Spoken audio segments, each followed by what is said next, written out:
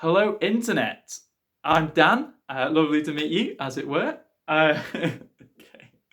Sorry. So this video is basically just going to be my story of how I became a Christian and how that actually happened. It was quite a radical transformation. So if you'll bear with me, I think it's worth the time to listen to it. I'll try and keep it brief. I promise. I hate it when videos are really long and they take ages to get to the point. So without further ado, no frills, no music, no edit, just go for it. So where does it all begin? I mean, I was raised in a good home, good family home, perfectly happy family life. Love my family, love my parents. They're great, but they're not religious. And so I was raised without religion. I went to a church primary school, which was great. But by the age of about 10 or 11, I pretty much sussed out that everyone at school were either foolish or lying, that there's no such thing as God, that was all a load of nonsense.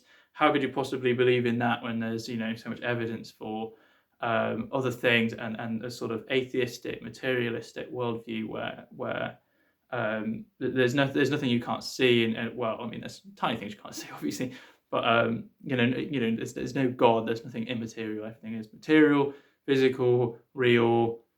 That's how life is, and anyone who believes differently is fooling themselves or has been fooled by someone else. And I was perfectly happy to tell you that. I was perfectly happy to tell you, if you were a Christian, that you were wrong. I was perfectly happy to tell other people that Christians were wrong, that religious people were wrong. There is no God. There cannot possibly be a God. That's absurd. So that's where I was at. And between the age of 10 and 20, that developed. I learned more. I got smarter. I got more knowledge, more information. I just got more entrenched into that worldview. I was absolutely convinced of it. There was no changing my mind about it. That was the way it is. I'm not thick either. I knew stuff. I learned. I studied. Did quite well at school. So it wasn't that I was just blindly following things. Like, I was learning it for myself, and I was agreeing with it. I was 100% like, that is how it is. And I was happy with that. So how do we get here where I am sharing my faith with you over the power of the internet? Something must have changed, and it did. It did change quite dramatically. I think the thing with where I was at, so I changed. The conversion moment happens at the age of 20, near enough my 21st birthday, and the thing with where I was at is I was so completely convinced. I had all the arguments I could possibly need. You could not have beaten me in a debate.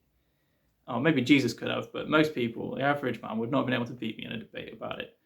And so, if you're watching as an atheist, I completely get it. I've been where you are. I know all the arguments, and I'm not saying you're dumb. It makes a lot of sense. You can be really, really, really smart and be an atheist. You can also be really smart and be religious, but I get it. So no one could have argued me out of it, and I think that's the beauty of God. Like, he knew that I didn't need someone to come and preach to me or argue it out of me. He knew that wouldn't work for me. It does work for some people, and if that's your story, that's absolutely amazing. But that would never have worked for me, and God knew that. So God didn't try that on me. Nobody came and sort of preached to me. I didn't get Jehovah's Witness. I didn't get street preachers that's not how I became a Christian. I became a Christian because God made me know him. God met me where I was at and brought me to him. He called me to him, and it happened literally overnight. So the conversion story, the big moment then, picture the scene. It's late at night. I'm lying in bed. I've got my beautiful girlfriend next to me. In 5 years we've been together. I'm in a deeply happy relationship. I'm in my family home, with my family obviously in other rooms. But they're also in the house. Everything's good. Everything's rosy. I'm about to head towards my third year of university, which I'm doing pretty well at. Not to brag, but I'm doing all right at it. There's no complaint really in my life. Life is good. Everything's basically sorted. I know what I'm going to do. I'm going to do 2 more years of uni. I'm going to get a great job. I'm going to do this. I've got my girlfriend. Everything's good. But I wasn't asleep. I was awake. But that wasn't out of the ordinary. There was no great crisis going on. That was just what happened. I was not very good at getting to sleep. It used to take me a while. I'd watch lots of videos on YouTube or whatever. And so I'm lying there and watching videos, I've got my headphones in. And during this one particular video, I have this encounter with God. Now, on reflection, I realized that the video probably had something to do with it. It was a religious song. It was Storms Is Blinded by Your Grace, great song. But it's not like it was the first time I'd heard religious music before. You know, I'd heard lots of religious music before. It hadn't converted me, it hadn't had this profound effect. So we can't just pin it down to some subconscious thing with the music or anything. You know, this is something more has happened here, because I heard all those songs, religious songs before, and so something more is happening here through this moment. And God calls me to him. He makes me aware of him, and there's no audible voice. That's not it. I don't hear something. Some people do, and that's fine, but that's not me. And I didn't see something. There's no visual. There's no angels appearing in the room or anything like that.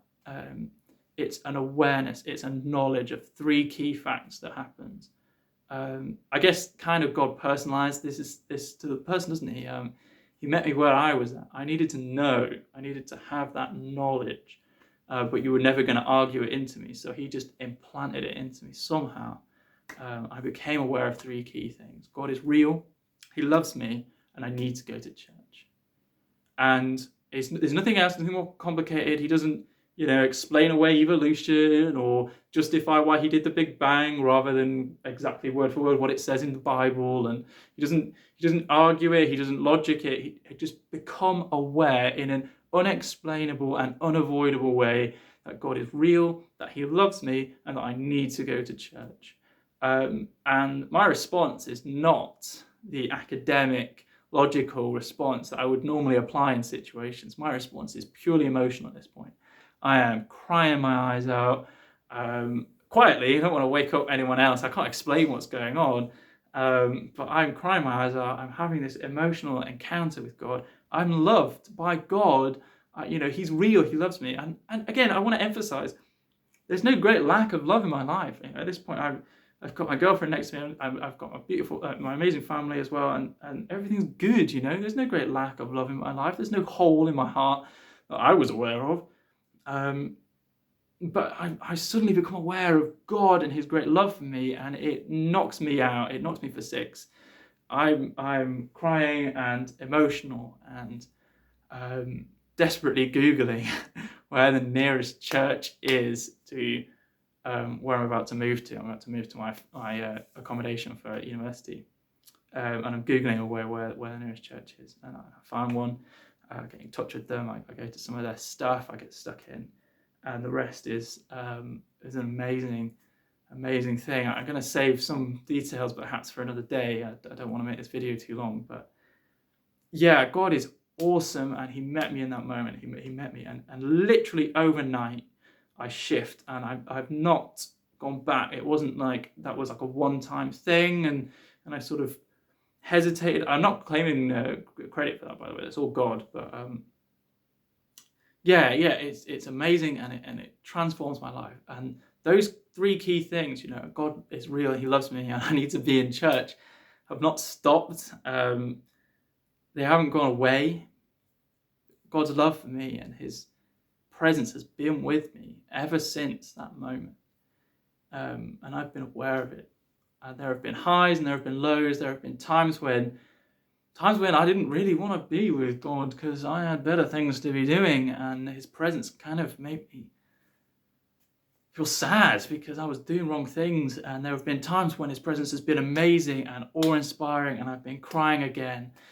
He's been with me through highs and lows over these last 2 years since I first met him, and I can't thank him enough. It's been awesome. So much more that God has done in my life since that moment. I'd love to share with you. If you're interested, like and subscribe. Classic, good segue there, Dan. Tick. YouTube, completed it, mate. But no, please do interact with the video. If you're not a Christian, if you don't yet know Jesus and you are watching this video, I really encourage you to want that story for yourself. Now, it doesn't have to be the exact story I've got, but seek that and seek God, and you will not be disappointed. Worst thing that can happen is you confirm your worldview, you confirm you're correct and there's no God. That's the worst thing that can happen. Best thing that can happen is you meet Jesus. So try it and go after him and see what happens.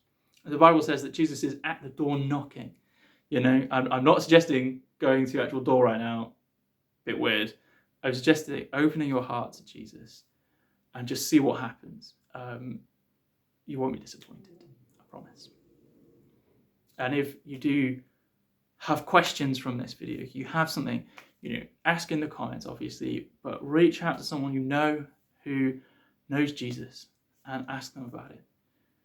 Reach out, make that move, do it, because, like I say, there's nothing bad is going to come of it, and only good can come of it. And if you're a Christian and you are inspired by the boldness and honesty of sharing this story, do the same. Share this story, share your story as well with your friends, with your family, because it's an awesome story, isn't it? The story of Jesus. Yeah, so that's me. I may or may not post more videos in the future. Please do share this if you feel like it. Thank you for sticking with me. I did not intend this video to be that long, but I'm sorry if I was all rambling. But there you go. Enjoy. God bless. Peace out. That was a really bad ending. I'm sorry.